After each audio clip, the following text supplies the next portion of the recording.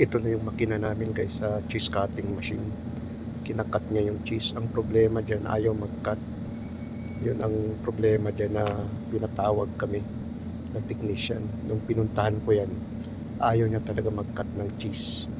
Cheese cutter machine kasi yan eh. Yan yung HMI niya. Ngayon ang ginawa ko, inopen ko yung panel board. Pinag-reset ko yan.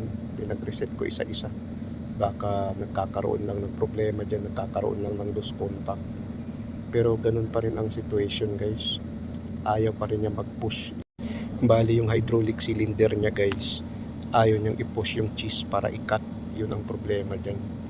Chinek ko na lahat ng device.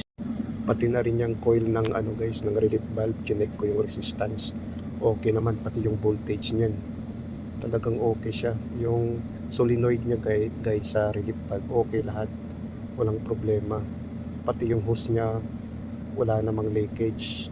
Pero napagalaman ko guys, yung sa cylinder pala ang may problema, yung cylinder na yan, dahil nagkakaroon pala yan ng leakage.